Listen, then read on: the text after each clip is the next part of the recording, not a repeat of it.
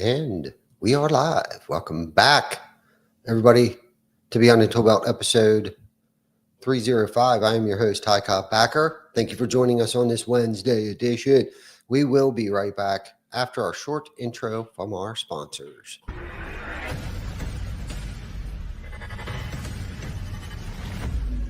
TC Backer. Roofing, siding, windows, gutters, solar. Roofing, siding, windows, gutters, solar. TC Backer.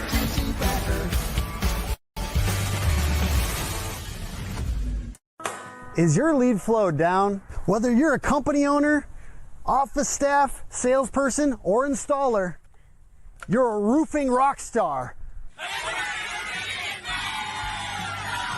We help you get more leads with custom SEO, Google Ads, and a pro website.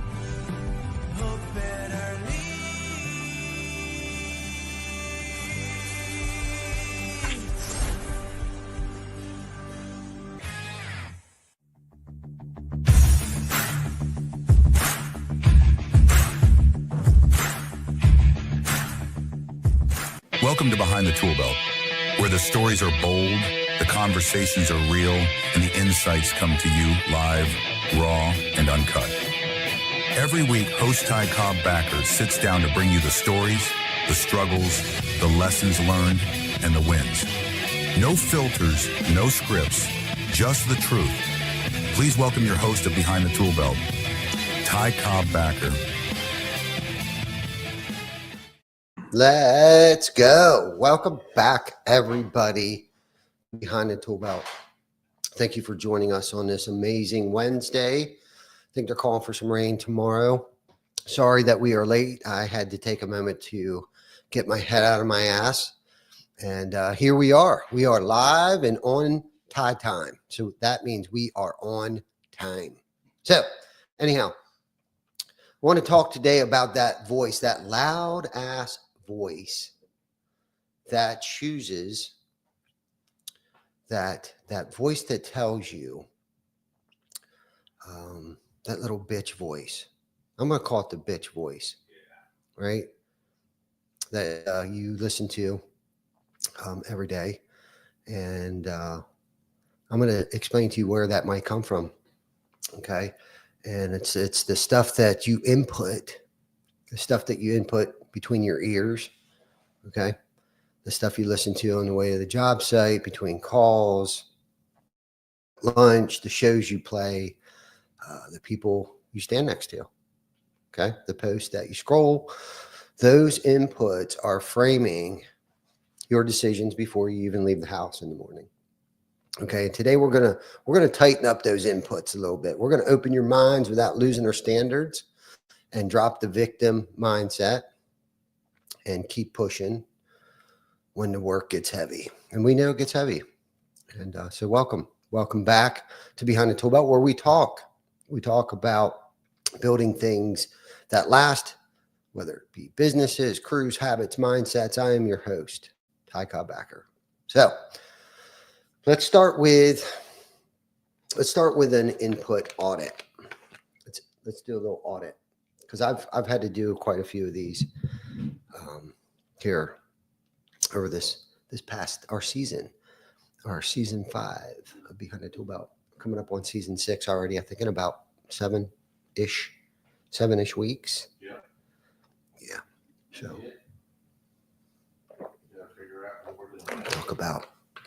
talk about some of the things I've done, experienced here, things I'm working on, things I think pretty much most of the stuff I'm going to talk about today I'm currently doing. I'm not going to say that I've been doing them forever, but I want to encourage everybody else and also inform them some of the things that are working, have worked for me. And one of them is an input audit. And what I mean by input, I mean by, what are you feeding your head? What are you feeding your body? What shit are you putting into your brain? What shit are you putting into your body? You know, what are you reading? What are you watching? What are you listening to? Who are you standing next to? These are all things that are shaping your thinking and your behavior, whether you know it or not. You know, and I think about this And I think I've talked about this before with Vic. I'm sure it's like, when we were growing up as children, right, and the lessons that our parents were trying to teach us, and our most influential teachers, it shaped us, shaped our thinking, molded our minds. And right, wrong, or indifferent, it was just the only thing that we heard. Those are the only lessons we were taught. Looking back on that, it's like, man, I wish we would have learned how to balance checkbooks and open up a bank account, things that were like relevant to the shit that we go through as adults, but, and there's a lot of diversity going on in the world today. And I have my own battles between my own ears that I have to fight on a day-to-day basis. So I'm not going to go down that rabbit hole, but things that have helped me, combat, a lot of that stuff. And try to, keep an open mind without losing judgment, and how to see multiple ways to do things and not fall into my way or the highway. And trust me, I've dealt with that. So we're going to tackle dropping the victim mindset and moving to more ownership. And we'll finish with pushing through tough stretches and seeing the lessons as the real payoff, and not the finish line. So you'll hear probably some guided questions that I'm actually going to want people to answer. I want you to answer them out loud, jot them down, put them in the comments, or give me your questions. You can reach me at ty@behindthetooLbelt.com. And if you want me to, I'll post them, or we'll talk about them next week. But if you're on the road, answer these questions in your head. If you're at the shop, grab a notepad, wherever you're at in the office. So I'm going to start with something probably simple and uncomfortable. But this is the other thing I was thinking about too. Is my outputs are downstream from my input. So essentially what I'm inputting will be the end result of my outcome. Okay. And every day I open up gates. Every day we open up gates. Okay. What we read, text, the estimates that we look at, the spec sheets, the books, the post, things that we watch, job site videos, new clips, YouTube how-to reels, things that we listen to, podcast, playlist, conversations in the truck on the way to the job site or at lunchtime, and the people that we stand next to, your wife, your buddies, your friends, it could be somebody on your crew. I take input from our suppliers, manufacturing, the neighbor at the hardware store. You know what I mean? And then I form my own epiphanies. I form my own opinions. And those are gates. Okay. That content shapes what you notice, what you miss, how and what you believe, and how you behave, especially when the pressure hits. Okay. You already know this, for those of us that are in construction, we already know this is true with tools. And I'm going to use a warped level for an example. You use a warped level, the line looks straight, but it isn't. And inputs work the same way, if that makes any sense. I've read data sheets that were inaccurate, but I believed them. I've had a bowed level that appeared to be showing things level or plumb, and in fact, they weren't. A lot of times in the siding world, if it looks level from the ground, it's level. It's our perception, right? And a lot of times, the only thing wrong with the world is the 6 inches between our freaking ears. And my thinking was screwed up too early on. I remember there was this job site. It seemed like it was taking forever. And I just want to share this quick story. And of course, I was in charge of it. And every day I would show up and I would look for problems. And I would, start screaming and barking orders, and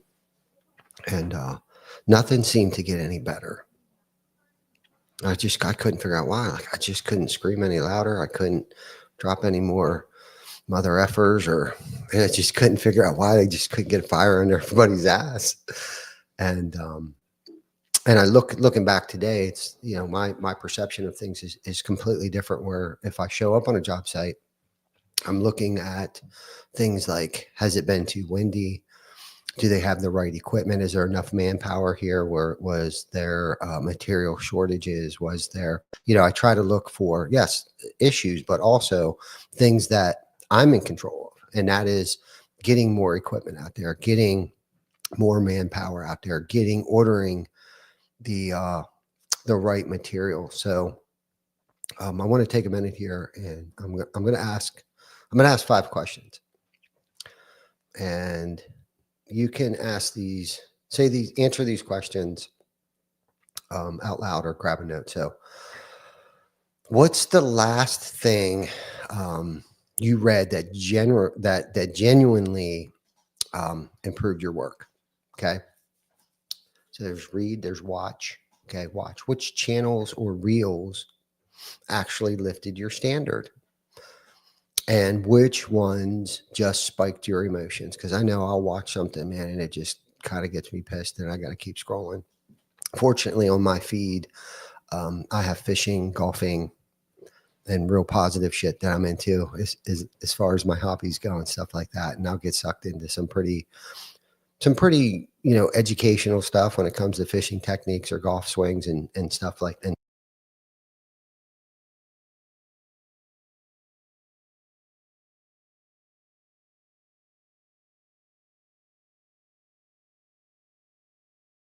Work, and it's work related stuff. I'll comment and like and love and share and stuff like that. And then we listen, right? Which voices leave you more disciplined afterwards, not just more fired up, right? So I had to step away from people, places, things, and situations that tend to either, fire me up negatively, not necessarily positively. I like to listen to things that actually get me fired up, whether it's good music or, an amazing podcast host. And I got quite a few of them. And music is definitely good for the soul too. And then we talked about before in the past too, those that the circle, who's in our circle. I got to do a circle audit sometimes. Who am I standing next to? Are they making me sharper? Are they holding me back? Who nudges me towards excuses, or who nudges me to not make excuses? And then replace. Okay, so replace. What's one input I need to remove this week, and what input am I going to add? Am I going to add this week? So reading, watching, listening, standing next to, and replace. Okay. We'll put them in the comments after the show here. So that's your input audit. Don't overcomplicate it. That's the one thing I want to say is don't overcomplicate it. And I tend to overcomplicate like the simplest task and chores and personal development stuff. I really will get in there and make a freaking shit show out of it. So don't complicate it. Swap one input out for one input. You don't have to completely switch your circle, the TV shows, the news channels, that you're watching and stuff like that. But if you're watching news at night, laying in bed, or whatever the case might be, and I'm going to tell you right now, a lot of times I wake up based upon what I did the night before. How late did I eat? What was I watching? Was I scrolling? Was I looking at too much blue screen right before I went to bed? Will predict pretty much how I feel when I wake up. Bloated? Do I feel energetic? Do I feel clear-minded? And And if I don't, I have to ask myself those questions. Did I stay up too late watching Fox News? Did I stay up too late, scrolling Facebook? Did I eat way too much? Did I eat that big bag of chips laying in bed? And I'm wondering why I can't lose those pounds. And all that stuff, all that negative stuff that you're feeding, that you're inputting, is not conducive to your mental or physical health, and quite frankly, your spiritual well-being either. Because how confident am I going to wake up knowing that I see that empty bag of Utz potato chips, grandma Utz's potato chips, and I'm guilty. I'm still guilty of it, but it usually right away I'll see it, and I didn't identify it right away. I didn't. I'll be honest with you. I didn't know that it was messing with my psyche if I'd wake up. But if I woke up and there was a half drank bottle of water, or completely drank, bottle of water next to my bed, that believe it or not, makes me feel like I'm doing the next right thing. And when I get on the scales and I see that I'm down a half a pound, or I'm still at my desired weight, that right there can set the tempo for my entire day. Okay. So I'm challenging, people to do, 30-day challenge, and some practical moves, that we can do for the next 30 days. And it can be as simple as, I use Post-it notes a lot. I'll put a Post-it note on my desk, or even on my dash of the truck. And so I'm recommending putting a Post-it note on the dash of your truck, like what's playing.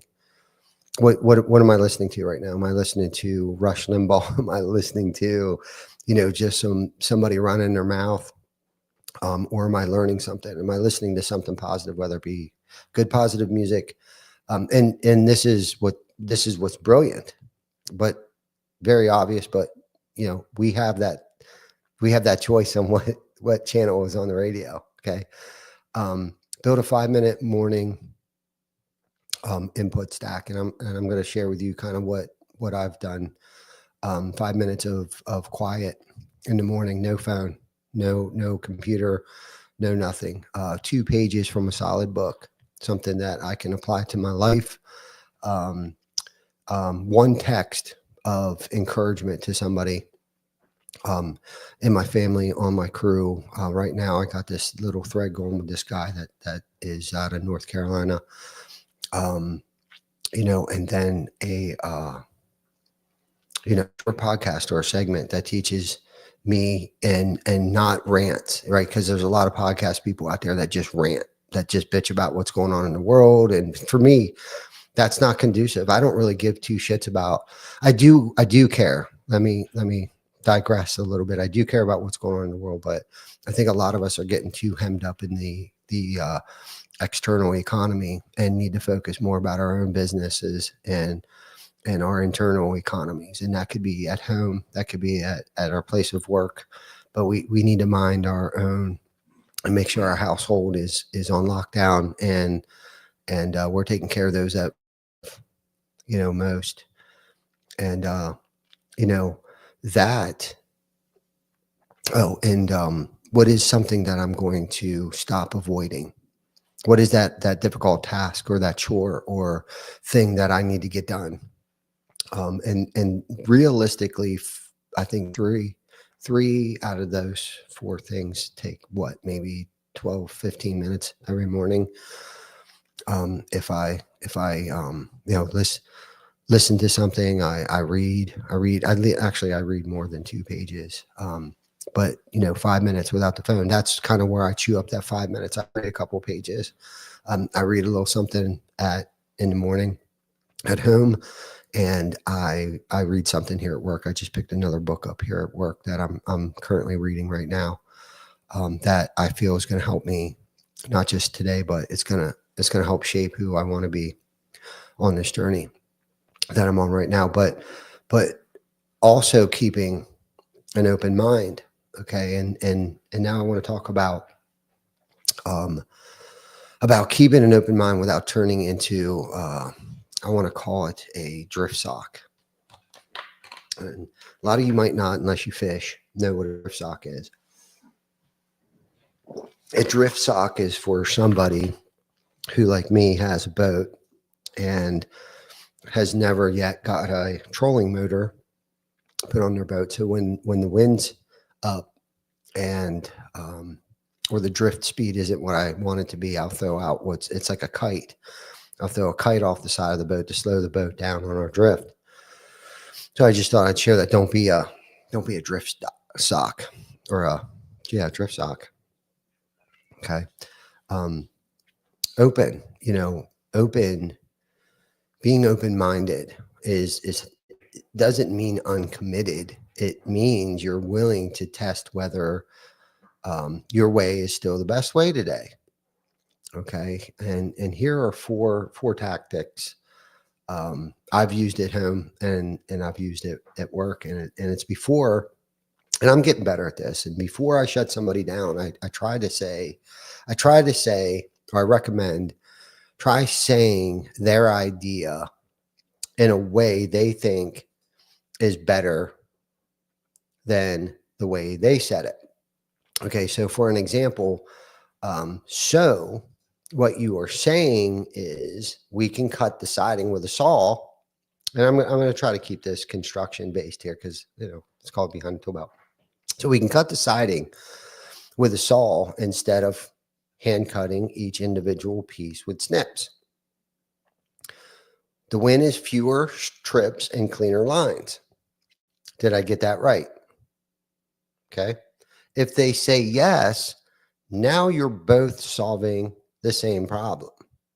Okay. And that's really just takes keeping an open mind and not shutting them down, because when you shut them down, you're shutting yourself down to be open. And unfortunately, you're still being a part of the problem. So if they say yes, when you reiterate what they said, but in a way better than what they said it. So maybe you didn't fully understand, and maybe they can correct you and be like, no, that's not exactly, because you may not even have understood exactly what it was that they were saying to you to begin with. So number two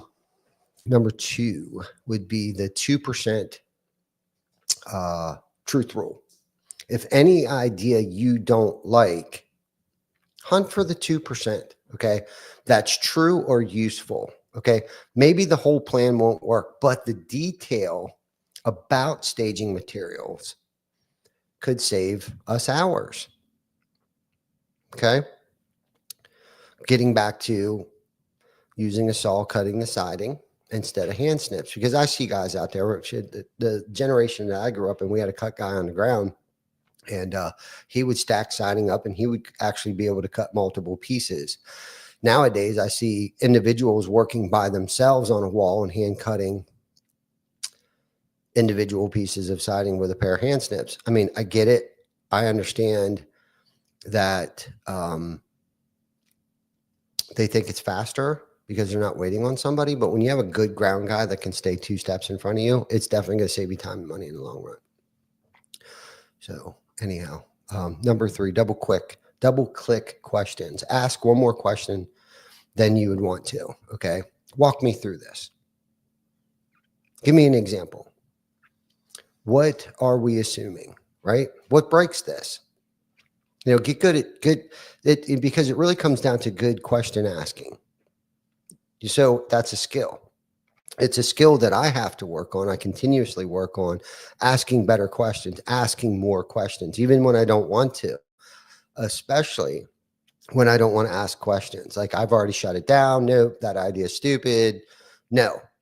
I had an opportunity yesterday. Somebody came to us and was like, hey, how about if we do this? And I was like, cool. We have a meeting about that topic at 2:00 today. Why don't you sit in? I think it's an amazing idea, right? Well, after we all spoke about it and was like, yeah, it's great. It's great. It pulled some triggers and some memories and some thoughts that, yeah, we should be doing that. So half the time the idea improves itself under light is I guess my point, right? Ask more questions, put a light on it, and have somebody maybe explain it a different way, or you try to articulate it in the way that you've understood what they're trying to present you because you may not fully understand it. Okay.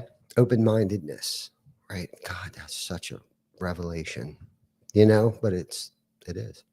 Sounds trivial, but it's not for me anyhow. I'm a knucklehead. Okay. So once a week, if I had to prove the opposite of my favorite opinion today, how would I do it? Okay. Do it with something practical. Okay. Tools, scheduling, invoices. You'll either strengthen your view or refine them. Okay. So what I'm trying to say here is like attempt something different. If you're in the invoicing department, if you're in the siding hanging department, if you're in the whatever department, try doing it a different way once and see what the outcome is. Or take a suggestion from somebody that's been telling you, because we don't always have to be right. We don't always have to do it our way. And I would ask you this question: where in your week do you most often think my way is the only way? What's one place you'll run a small test of a different approach this week? I challenge somebody that your way isn't the only way and to try it a different way. And remember, open-mindedness doesn't mean you're soft. It means you're humble, exact, and willing to learn. And I think a lot of the stuff that this kind of falls under, a lot of the topic around leadership that we talk about all the time is, I think this is a crucial piece that a lot of us leaders miss. We think that we need all of the answers. We think we know better than everybody else. We think that we're smarter. We are the smartest person in the room. Fail. Huge fail. Huge freaking fail.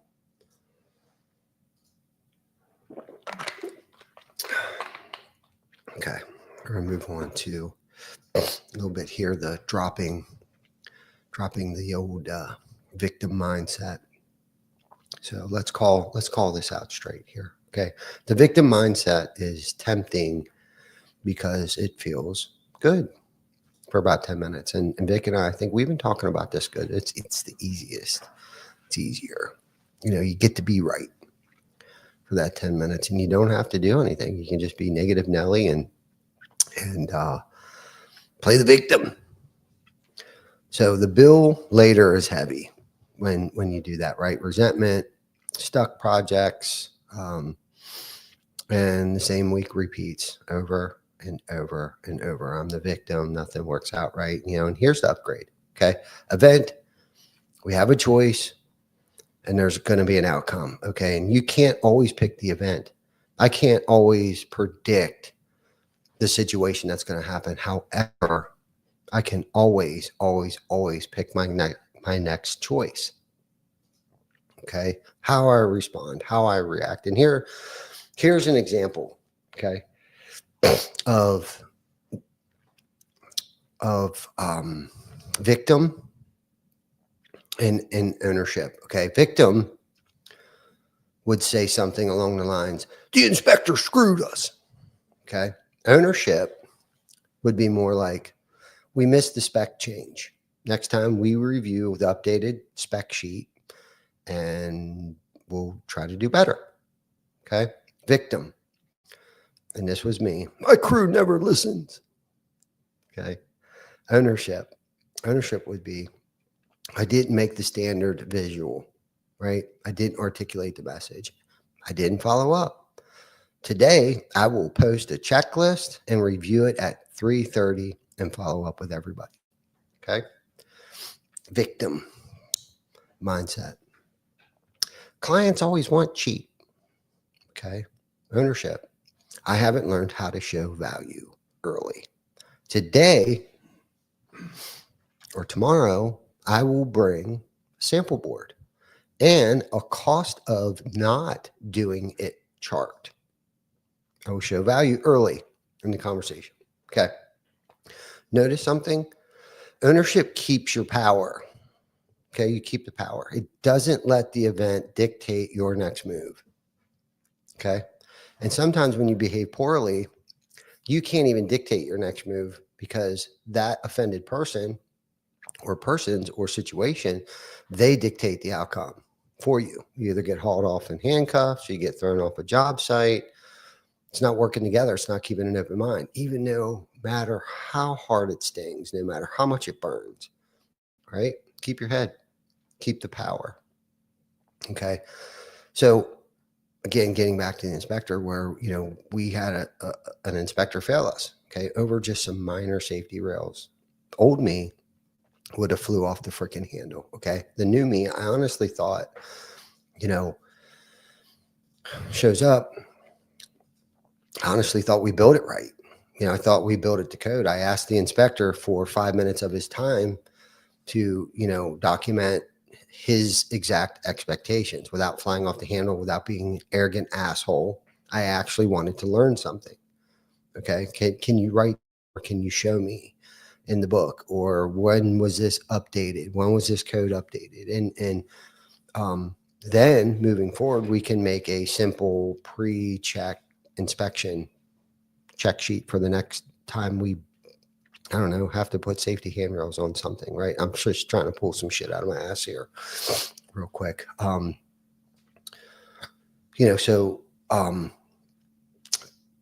Yeah, keep an open mind. Not saying that we can't justify in our heads when we're right and they're wrong. There's a way to go about it, right? There's a way to handle situations, and there's a way much further, right? What do they call it? You get a lot further with sugar than you do vinegar. My mom taught me that a long time ago. I actually ask myself this question some days. Do I handle this the Ann Backer, like Ann Backer, or do I handle this like Bob Backer? And some situations do require a Bob Backer. Don't get it twisted. And don't ever piss my mom off. She would have gave you anything, but don't ever piss her off. Same goes for my dad. I've seen my dad go bend over backwards for people and end up getting screwed. So anyhow, three steps to exit the victim mode. Okay. So first one is name the event. Okay. Without drama. Okay. The event was, we missed the delivery date. We didn't finish the project on time. Okay. Then name your controllable, the next action. Okay. Call supplier, get updates when materials and products are going to come in. Okay. Number 3 would be name the safeguard. Okay. So it doesn't repeat. So we don't do this again. Okay. Add a 24-hour confirmation, text or email in the AM on delivery check. Okay. All of that falls back on me. All of that is lack of something on my behalf of not following up with distribution to make sure, not checking the weather the night before, not behaving accordingly when things don't go the way that I think they should have went. So the guided exercise, right? So think of one situation this month where you've been stuck in blame. Okay. When you got one finger, you got 3 pointing back. See these 3 pointing back at me. Every time I point the finger, I got 3 pointing back at me. So think of a situation this month where you've been stuck on blame. Okay. The event was, okay, shingle showed up late. My controllable next move is my safeguard, number 3, my safeguard, so this doesn't happen again. Simple. The event was my controllable next move, okay, and the safeguard, so it doesn't repeat again, okay? That move right there will move you out of victim mode and become the victor, the builder. I like to use the word victor because Vic's my best friend. Yeah. Okay, so here's some other cool little nuggets that I want to share too about so we can keep pushing without getting burnt out, right? A five little drill thing that I rehash kind of through my head here. I came up with this a couple months ago to kind of keep pushing and keep suiting up and keep showing up. And keeping a smile on my face and stuff. And one is minimal viable day. Okay. On the hardest days, I have to pick 3 non-negotiables. Okay. One of them is what is one needle moving task that I know is going to move the needle? That's non-negotiable. Okay. What can I do today that's going to move the needle? Okay. So I don't have any guilt, shame, insecurities, whatever tomorrow. Okay. Another one is what is one relationship that I can touch? Okay. Who can I reach out to? Whether it be a client, a crew member, home, call home. Jana, hey babe, I love you. How you doing? Right. And then the what do I want to call it? Regeneration Act. And I started this recently. One of these things, walk, stretch, decent meal. Obviously I try to eat as best as I can, but I started doing these core exercises on my floor in my office. If I start to feel overwhelmed, anxious, anxiety, I started to do these stretches. I've been having some issues with my hips and my pelvic being super tight. And I was taught, someone who showed me some exercises that I can simply do anywhere as long as there's enough room for me to get on the floor. And I started doing some exercises, and then one from sitting all day long, as simple as putting your hands on your hips and pushing your hips out and tilting back is actually super good for your spine. If you're somebody that sits all day, it's a stretch that you can do. And there's a couple other things if anybody wants to know what I've been doing here lately. And I actually went to the chiropractor last night and he told me, so I've been having issues with my pelvic, like slipping out of place, and it's creating all kinds of hip and back, lower back issues and stuff like that. And yesterday I actually got some good news from my chiropractor where he had said that he's been seeing me for a while. He's never seen my lower back as strong as it is right now, and that my pelvic actually had stayed in place for over a week.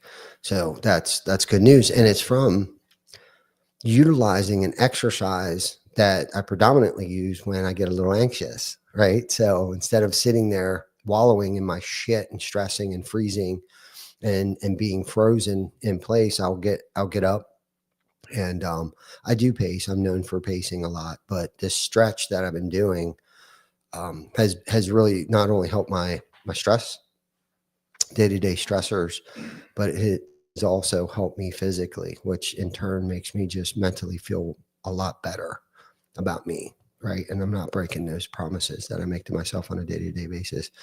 And if you nail all 3 of those on a day-to-day basis, you won the day. Okay. So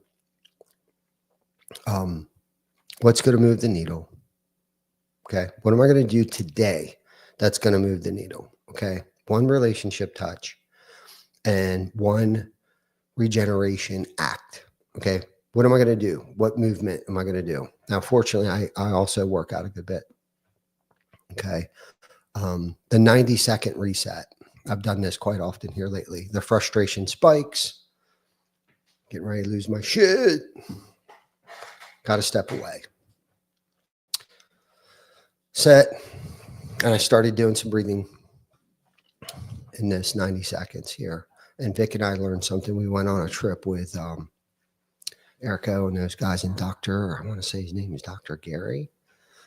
Taught us some, and I even got the app on my phone so I can listen to that stuff and do some breathing. So I don't have to set like a 90-second timer on my phone or anything like that. And simply breathe.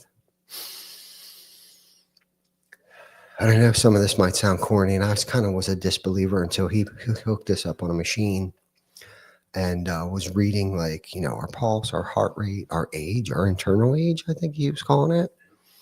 And when he first hooked us up on it, my internal age was freaking ancient. I was old.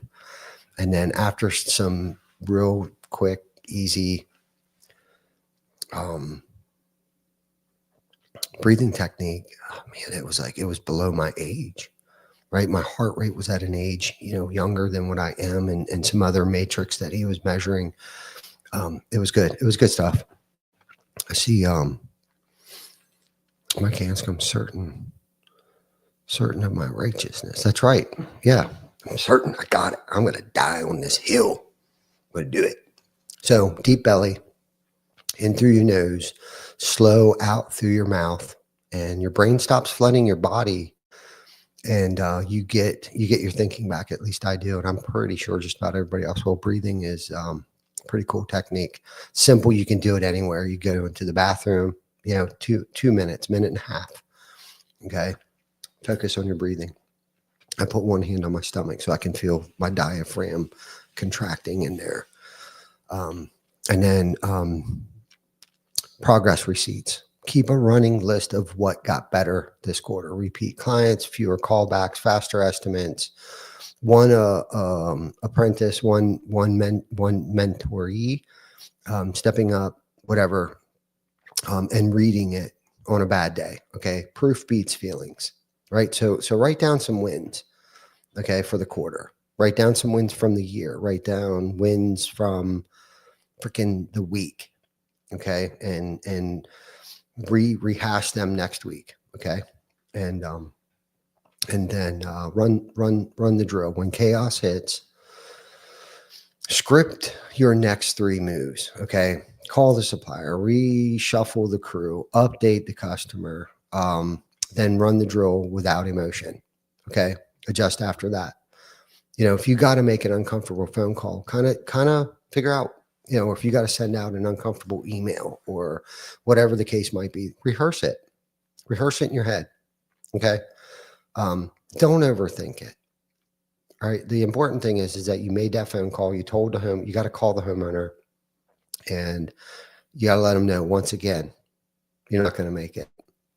You would much rather have somebody pissed off at you for 5 minutes than 5 hours wondering where the guys are the next morning. So make the call the night before. Can't make it tomorrow again. I'm sorry. And don't feed them a lot of shit. I don't know, some bullshit excuses. Nobody wants to hear excuses. They want to hear results. Okay. And then the rule of the thirds. I think I got this from Ed Milet. If you break your day up into thirds, okay, and let's just say the first third was mediocre, or it was good. Morning started out great. Okay. And then the second third was okay. And then the third of your day was shit. Don't let that dictate how the rest of your day goes. Don't take that shit home. Okay. If your day ends horribly, do some of the exercises that we talked about here a little bit. Okay. Review what could move the needle. Did I make that phone call? Did I forget to make that phone call? Do I need to reach out to a homeowner? Did I do my 90-second breathing? And then also get back to the event. Okay. Our actions, right? What am I going to do? How am I going to react? How am I going to respond? Right. Because we as individuals, I don't think realize how much we affect those around us, our behaviors, our actions, good or bad. It affects those around us. And if you're in a leadership, a parenting role, I mean, usually all eyes are on us, and we set the tone. So ask yourself this question, and I've been asking myself this question a lot. It's like, what's one tough stretch I'm in right now? What drill fits? Okay. What drill fits? Push doesn't mean forever, doesn't mean forever. It just means consistency over drama. Okay. The journey. It's about the journey and not necessarily the finish line. I want to dive into this a little bit here, and then I promise I'll shut the hell up. Let you guys go about your day. Because I always think about the finish line, right? I think about the ribbon cutting, the final draws, the paid invoices, but most of our lives happen between the finish lines, the journey. Okay. And how we show up daily, how we treat people, what we learn under pressure. That's the person we're building. That is the person I'm becoming. How I handled those situations. Did I suit up? Did I show up? Did I stay consistent? Okay. And again, this plays back. This plays back to the confidence, the lack of anxiety. If I continuously suit up and show up, no matter how tough things seem to get, right? I still moved the needle. I still made that one touch. I called that homeowner to let them know I'm not stacking negatives. I'm continuously stacking many wins, many wins. And I'm not stacking because there's the opposite. We don't talk enough about everyone wants stacking those wins. Well, let's talk about when I'm not stacking wins. Let's talk about the times where I'm stacking all this negative shit, where I'm not following up. I'm not following through. I'm not making those difficult calls. I'm not having those difficult conversations. And here's the truth. Okay. After the tough times, I'm not the same. I'm stronger. I'm sharper. I'm more patient. Okay. I didn't bail. I suited up. I showed up. And I try to think of a hard season that I survived, or a hard situation that I went through, whether it be in my childhood. And I've been in some real hairy, sticky, uncomfortable situations. So I try to always go back to that. And that's kind of why we say get comfortable being uncomfortable, because we intentionally put ourselves in uncomfortable, healthy, uncomfortable situations in order to make us stronger, brighter, sharper, better human beings. So we're preparing ourselves for those difficult times. Okay. Remember that. Scuba diving has been one of those situations for me that's very uncomfortable, but I knew it was going to make me a better human being. It was going to make me a stronger human being. And that was due to the sum of those I surrounded myself with. I surrounded myself around people that don't put up with my excuses, people that push me to be better people, right? That talked me into going scuba diving, which I thought was the stupidest thing ever. But now I think it's one of the most amazing gifts that I've ever been given. So when you're going through a hard time, try to think of a hard time. It doesn't necessarily have to be harder. But think that, well, I survived that, right? And what skill did it force me to build? Okay. Was it better scheduling? Was it boundaries? Was it I needed to communicate better? And I'm speaking from experience, right? Scheduling, boundaries, and communication. I'm horrible at all three of them, but through my hard times, I've learned to communicate better. I've learned to schedule better. I've learned to set boundaries. Okay. And where do I use skills today to create new wins? Okay. And that's why it's not about the finish line. It's about the journey. The journey is the workshop where you become the person who can handle the finish line, right? When the finish line gets there, because it typically means there's going to be some more drama or dilemmas, because you probably built something bigger, better, right? Which creates different issues. Things break, right? It's never usually what we expected it to be anyhow when we get there. So prepare yourself. Get comfortable being uncomfortable. Okay. And I want to leave you with some questions here to carry into next week. Okay. And answer one today, one tomorrow, and one over the weekend. Inputs. Okay. What's one input you'll cut out for 30 days? Okay. Is it not watching the news at night? Is it not eating a whole bag of Grandma Utz's chips in bed?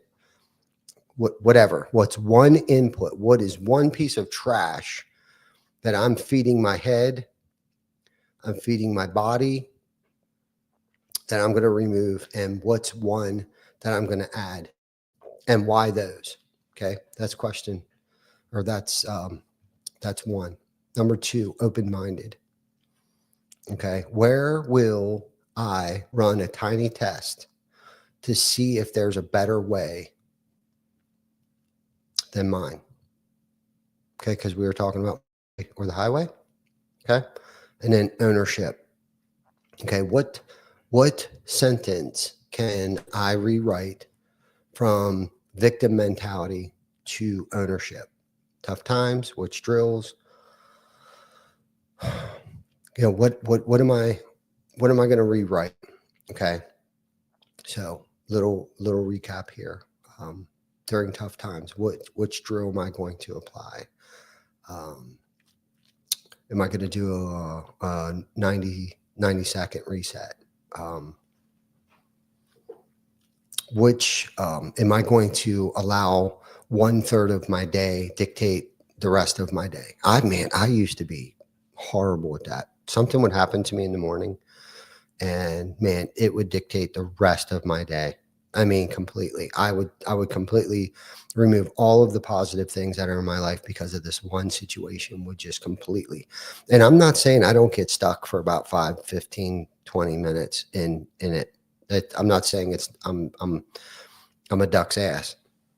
What I'm saying is, though, I cannot let the rest of my day be ruined or dictate the outcome and spoil everybody else's day because I had a bad moment. It's just, this too shall pass.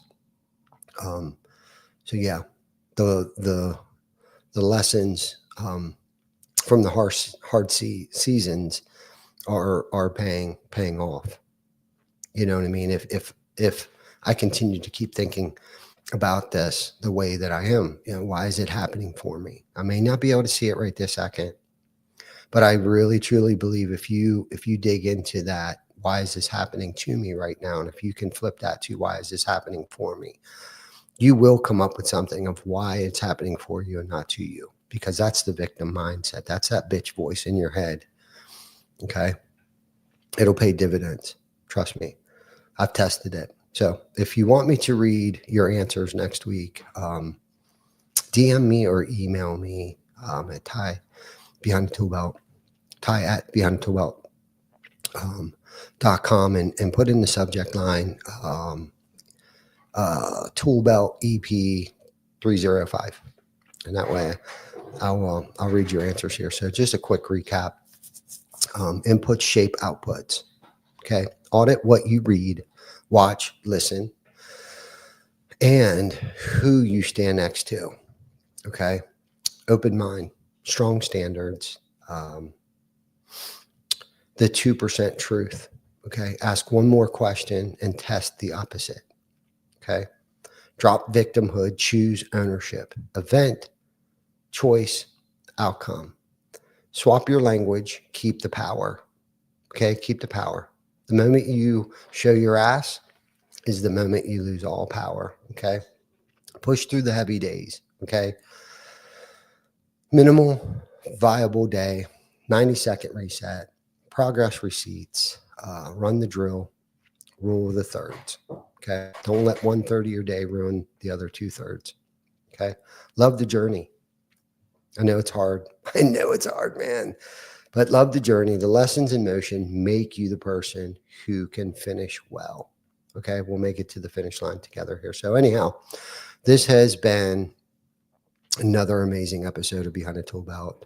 Inputs, mindset, the long game.